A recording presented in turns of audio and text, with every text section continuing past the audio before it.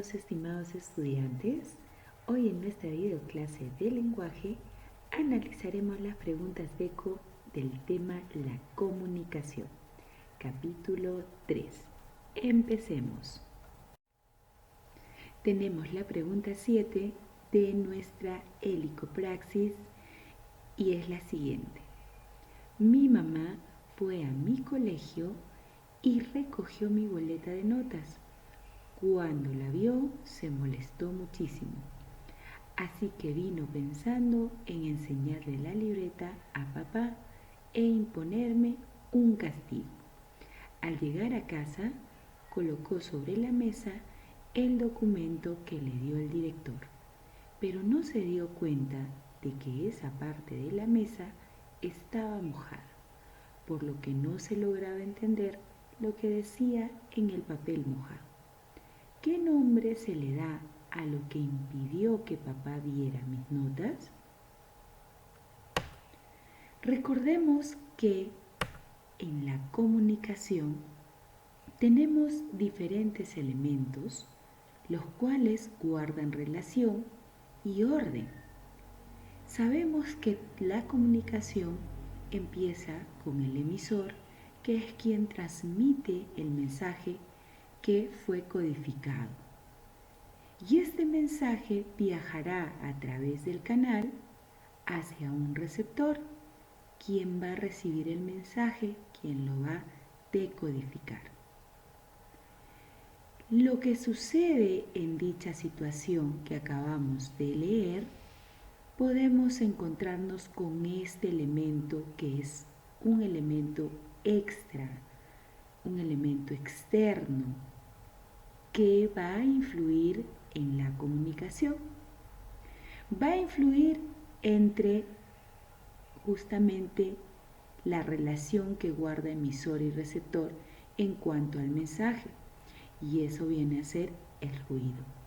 El ruido entendemos como cualquier cosa que interfiera con un mensaje que se transmite de un emisor a un receptor. El ruido no necesariamente tiene que ser acústico. El ruido, recuerda que es la interferencia, ¿no? Porque ya sea un ruido físico, ya sea un ruido psicológico.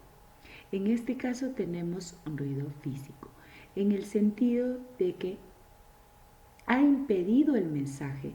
Debido a mojarse dicho papel, se impide el mensaje que será interpretado, decodificado por nuestro receptor. Entonces, nuestra respuesta es el ruido, que está ubicado en la alternativa B.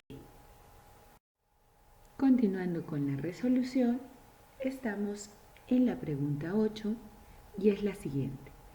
En la mañana salí a realizar unas compras un poco lejos de mi casa y al ver que me demoraría más de lo que pensé, le escribí un mensaje por WhatsApp a mi mamá, diciéndole que no se preocupara por mí. Luego de algunas horas me di cuenta que no había recibido ninguna notificación de dicha aplicación, lo cual era bastante extraño. Entonces, al ingresar a WhatsApp, veo que el mensaje que le había enviado a mi mamá estaba con un relojito, o sea, no se había enviado. No contaba con red de internet. ¿Qué elemento de la comunicación ha fallado en esta situación? Recordemos que toda situación comunicativa necesita de los elementos de la comunicación. Nuestro elemento inicial, el emisor. Trasladándonos a la situación comunicativa que tenemos en dicha pregunta, el emisor he sido yo, que he transmitido la idea, el mensaje a mi mamá, quien viene a ser mi receptor. El mensaje se lo he enviado por WhatsApp. Este es mi medio por donde ha viajado mi mensaje. Pero sabemos que este medio, esta aplicación, funciona con el acceso a la red de Internet, que también es nuestro medio físico por donde se trasladará nuestro mensaje. Pero al no contar entonces con la red de Internet, lo que sucedió es que no se alcanzó a enviar el mensaje. Por lo tanto, mi mamá, que es mi receptor, no pudo recibir el mensaje. Entonces falló mi medio físico por donde debió transitar mi mensaje. En este caso, la red, a falta de la red de Internet. Por lo tanto, el elemento que ha fallado en esta situación viene a ser el canal, porque el canal es un elemento que permite el viaje del mensaje, ya que es el medio físico por donde se traslada dicho mensaje. Alternativa D de dado. Seguimos y ya nos encontramos en la pregunta 7 de nuestro workshop. Mi profesora, en plena clase sobre los tipos de comunicación, me preguntó lo siguiente. El código gestual, los jeroglíficos y las luces del semáforo son ejemplos de comunicación no lingüística. ¿Cuál es la otra forma de llamar a la comunicación no lingüística? En ese momento yo no supe qué responder. ¿Qué habrías respondido si hubieses estado en mi situación? Como podemos ver, estamos frente a una comunicación que no involucra el uso de la palabra, no involucra el uso de una lengua, sino por el contrario, de signos lejanos a una lengua, signos no lingüísticos, no propios a una lengua, como es el código gestual, como es los jeroglíficos y como son las luces de semáforo. ¿Cuál de estas alternativas habría sido nuestra respuesta? Lingüística es propio a la lengua. Tendrá que emplear palabra alguna.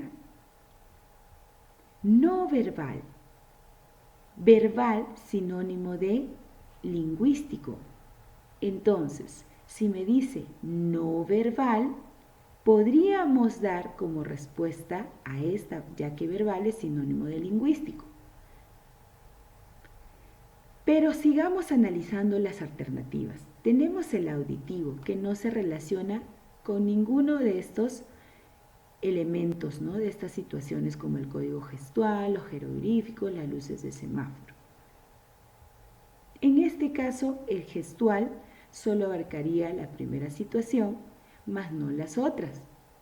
Definitivamente estamos o hubiésemos respondido que es una comunicación no verbal.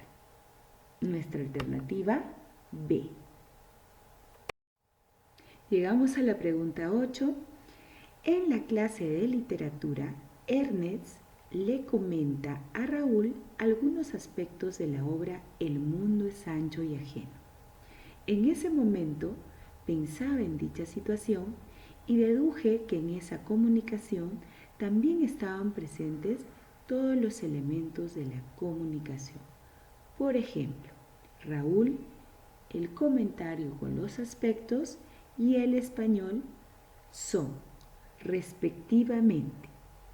Tendremos entonces que identificar a qué elementos de la comunicación pertenecen.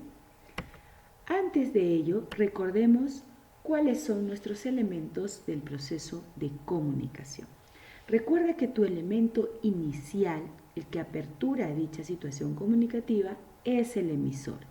quien gracias al uso del código, que es nuestro sistema de signos, que estos pueden ser propios a una lengua o no, permitirá la construcción del mensaje de nuestro emisor, el cual luego será transmitido hacia un receptor, que será la persona que recibe la información y por ende deberá decodificarla, interpretar. Toda esa información que se transmite viene a ser el mensaje, toda la información, ¿correcto? Pero dentro del mensaje encontramos un elemento más de la comunicación y viene a ser el referente. El nombre está muy vinculado a la naturaleza de dicho elemento, ya que referente viene de referencia. Entonces, acá vamos a encontrar la idea que se alude en todo el mensaje que se transmite. Eso es nuestro referente. Y hay que recordar que ese mensaje llegará al receptor gracias a nuestro medio físico, que es el canal. Y todo esto se transmitirá en un determinado contexto, ¿no? Que vendrá a ser el lugar, el espacio, el tiempo en el que se desarrolla dicho proceso comunicativo. Ahora sí podemos relacionar a qué elemento pertenece los citados. Raúl. Recuerda que Raúl es quien recibe el comentario de Ernest. Entonces viene a ser nuestro receptor. Luego tenemos el comentario con los aspectos, pero este comentario con los aspectos viene a ser respecto a la obra El mundo es ancho y ajeno. Entonces tenemos acá una idea aludida en nuestro mensaje. Por lo tanto, viene a ser el referente. Y finalmente tenemos al español. Recuerda que el español es una lengua y toda lengua es un sistema de signos lingüísticos. Y eso tiene que ver con el código. Entonces, nuestra respuesta respectivamente, Raúl, el comentario con los aspectos y el español son receptor, referente y código. Alternativa A.